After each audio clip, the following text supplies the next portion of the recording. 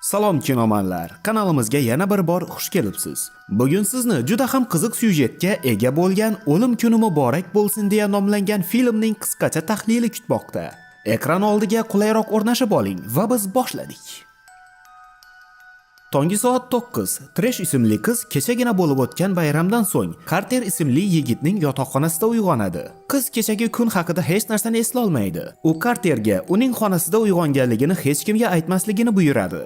Chiqib ketarkan, Carterdan Tresh bilan birga bo'lgan-bo'lmaganligini so'rayotgan do'sti bilan to'qnashadi. Qiz kampusda ketayotib boshqa talabalarni uchratadi. Kimdir imzo so'raydi, kimdir suv ostida qoladi, kimdir esa og'aynilik sinovi vaqtida hushidan ketib qoladi. Tresh oldinlari uchrashgan, biroq doim rad qilib kelgan yigit bilan uchrashadi. Gap orasida Tresh yigitga uchrashuvlari unga yoqmaganligini aytib, yo'lida davom etadi. Uyga yetib kelgan Tresh bildirmasdan xonasiga kirib olishga harakat qiladi, ammo uni Daniel ko'rib qoladi va savolga tutadi. Tresh xonasiga kirib, kravatiga yotadi va xonadoshi Loridan kecha nima bo'lganligini so'raydi.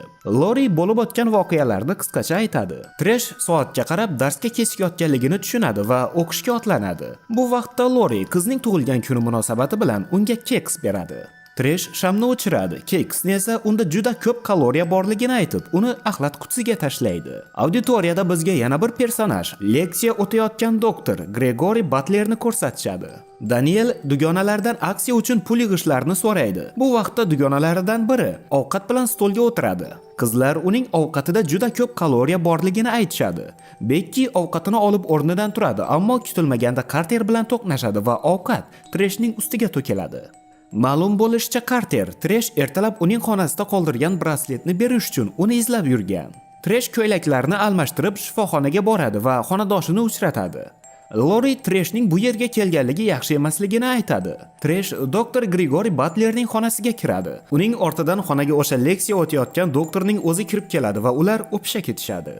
Xona eshigi taqillaydi. Gregory uylangan va Tresh bilan xotiniga xiyonat qilayotgan ekan. Gregory bu uning o'quvchisi ekanligini aytadi. Tresh esa yordam uchun rahmat aytib u yerdan ketadi. Tresh tirnoqlarini bo'yab o'tirardi. Uning yoniga Daniel kelib, ziyofatga qachon borishini so'raydi. Tresh keyinroq borishini aytadi. Daniel u kiyib borgan ko'ylagini kir qilmasligini so'raydi. Tresh kampus atrofida yuradi va otasining u bir soat restoranda Treshni kutganligini va u kelmaganligini aytgan ovozli xabarni tinglaydi. Bu vaqtda qiz yonida yigitlar to'dasi o'tadi. Bolakay niqobida bo'lgan ulardan biri to'xtaydi va qiz tarafga qaraydi. Arkka yetib kelgan Tresh undan musiqa yangrayotgan musiqa qutisini ko'radi. Qiz quti yoniga keladi. Ortidan qandaydir ovozni eshitadi va o'girilgach, bolakay niqobidagi o'sha yigitni ko'radi. Tresh notanish odamga har xil gaplar aytadi. Uning e'tiborsizligini ko'rgach, politsiyaga qo'ng'iroq qilishini aytib ogohlantiradi. Notanish ketadi va Tresh qo'rquv ichida arkdan chiqadi. Bu vaqtda musiqa qutisi yana ishlaydi va qiz ovozga o'giriladi. Orqasidan niqobdagi notanish sakraydi. Tresh uni turtib qochishga harakat qiladi, ammo turtilib yiqilib tushadi. Notanish qizning sochlaridan tortadi va pichoq bilan zarba beradi. Tresh yana Carterning xonasida uyg'onadi. Kecha bo'lib o'tgan hamma narsa qayta takrorlanayotganda edi. Tresh yana nega uning xabarlarga javob bermayotganligini so'ragan Timni uchratadi. Qiz deja-vu holatini his qiladi va Timdan bugun qanaqa kunligini so'raydi. Tim bugun dushanba ekanligini aytadi. Tresh uchun bu kecha bo'lib o'tgan kun edi. Xonasiga kirgach, yana kechagi kunda sodir bo'lgan hodisalar takrorlanadi. Lori unga yana tug'ilgan kuni sharafiga keks beradi.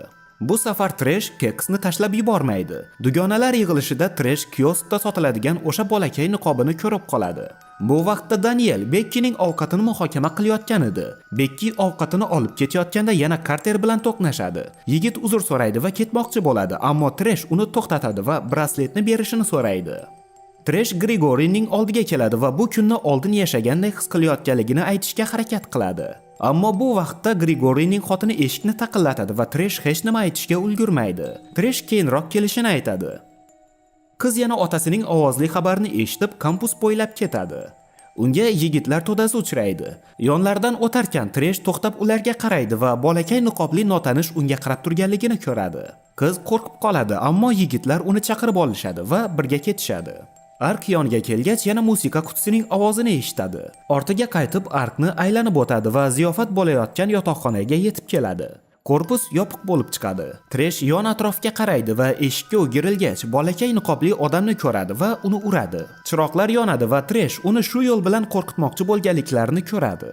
Ziyofat avjiga chiqqan. Tresh va Daniel suhbatlashyapti. Yonlariga Treshdan kaltak yegan Nik ismli yigit keladi. Daniel ketadi. Tresh Nikning ortidan yuqoriga ko'tariladi. Xonada Nik yana niqobni taqib Treshga yaqinlashadi. Tresh yana kaltaklashini aytib niqobni yechadi. Musiqani yoqib raqsga tusha boshlashadi. Tresh o'giriladi va Danielga xabar yozadi. Bu vaqtda Nikning orqasida niqobdagi qotil paydo bo'ladi va Tresh Daniel bilan yozishayotgan vaqtda yigitni o'ldirib, ortidan qizni tinchitadi. Tresh yana Carterning xonasida uyg'onadi va yana o'sha holat takrorlanayotganini tushunib, sarosimaga tushadi.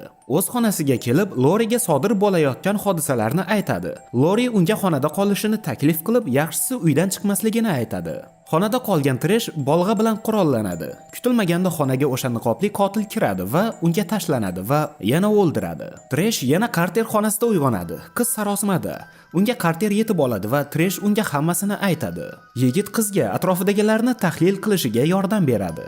Tresh ehtimoliy qotillar ro'yxatini tuzadi va hammani tekshirishga qaror qiladi. Tresh har kuni qandaydir yangi narsani sinab ko'rishga qaror qiladi.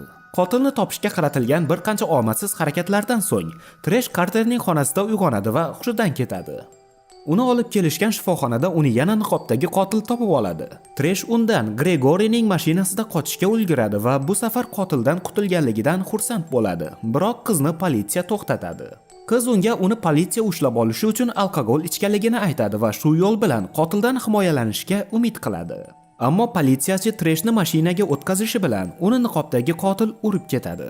Mashinada qamalib qolgan qizni esa undan chiqayotgan yoqilg'iga o't qo'yib portlatadi. Tresh yana yotoqxonada uyg'onadi. U yana Carterga hammasini aytadi va bu kunni yashab o'tganligini isbotlash uchun sodir bo'ladigan hodisalarni oldindan aytib beradi. Carter bilan kafeda o'tirib mahalliy shifoxonada yotgan qizlar qotili haqidagi yangiliklarni ko'radi.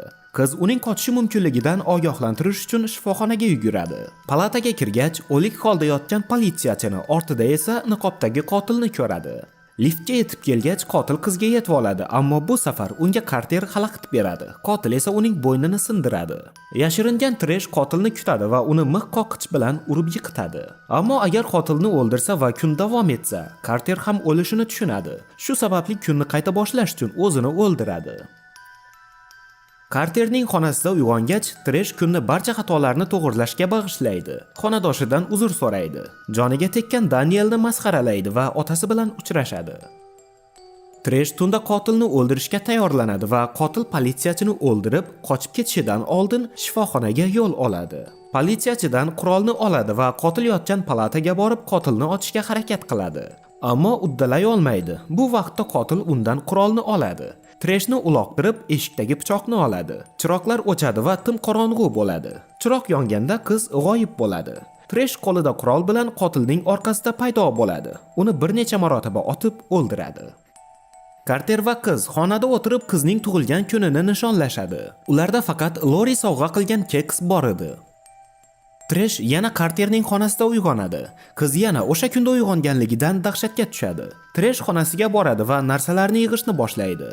Lori keks bilan Treshni tug'ilgan kuni bilan tabriklaydi. Qiz u keksni kecha yeganligini aytadi va uni hech kim o'ldirmagan ekan, demak, unda keksdan zaharlanganligini tushunib qoladi. Lori agar uni keks bilan zaharlamoqchi deb o'ylayotgan bo'lsa, aqldan ozganligini aytadi. O'shanda Tresh keksning zaharlanmaganligini isbotlashi uchun uni yeyishni taklif qiladi. Aks holda politsiyaga borishini aytadi. Lori Treshga tashlanadi. Uni kravatga yotqizadi, ammo uni eshik qoqqan Daniel chalg'itadi.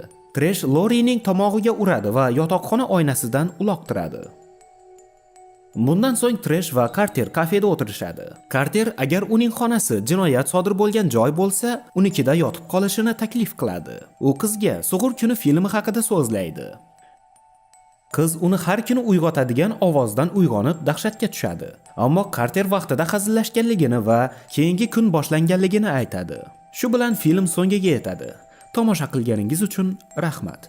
Filmni kommentariyada va video opisaniyasida manzili qoldirilgan Telegram kanalimizda tomosha qilishingiz mumkin.